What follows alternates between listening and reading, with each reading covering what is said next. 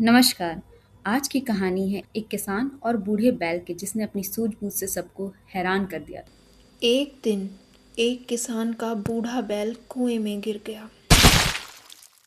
कुएं से दर्द भरी आवाजें आने लगीं।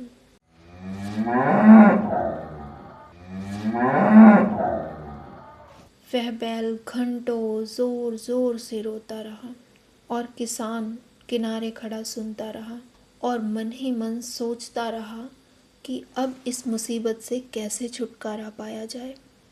किसान ने खुद से बुदबुदाया।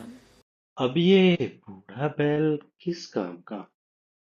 इसे निकालने में मेहनत भी लगेगी और फायदा भी कुछ नहीं।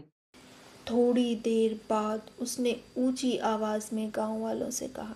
भाइयों, बहुत दुख हो रहा है, बट इसे बचाना अब मेरे बस में नहीं है।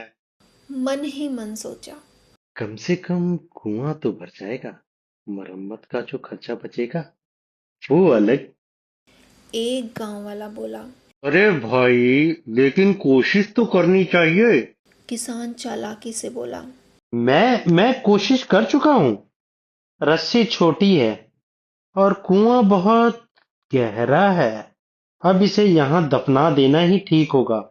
क्यों भाइयों? सबको किसान की बात सही लगी। किसान ने अपने सभी पड़ोसियों को मदद के लिए बुलाया। सबने एक एक फावड़ा पकड़ा और कुएं में मिट्टी डालनी शुरू कर दी। जैसे ही बैल को समझ आया कि वह क्या हो रहा है, वह और जोर जोर से चीख चीख कर रोने लगा। एक पड़ोसी बोला। अरे भाई, इसकी आवाज तो दिल चीर रही है। किसान ने नकली अफसोस दिखाते हुए कहा। अब क्या करें भाई, किस्मत ही खराब थी इसकी। लेकिन फिर अचानक बैल आश्चर्यजनक रूप से शांत हो गया। गांव वालों ने कहा। ओह, लगता है सब खत्म हो गया अब। किसान ने मन ही मन सोचा। अच्छा हुआ, सब झंझट ही खत्म। लेकिन तभी किसान ने कुएं में झांका और वह आश्चर्य से भर गया।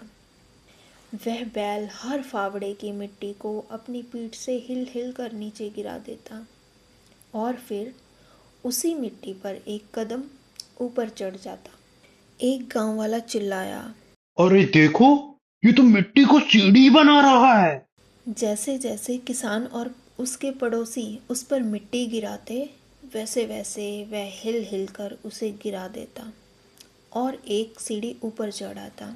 जल्दी ही सबको आश्चर्यचकित करते हुए वह बैल कुएं के किनारे पर पहुंच गया और फिर कूदकर बाहर भाग गया और किसान चुपचाप खड़ा देखता रह गया। आपके जीवन में भी बहुत सारी मिट्टी जैसी रुकावटें आएंगी। यह अब आप पर निर्भर करता है कि आप उस मिट्टी की सीढ़ी बनाते हैं या मिट्टी तले दब के रह जाते हैं। ऐसी और कहानियों के लिए इस चैनल को लाइक एंड सब्सक्राइब करें।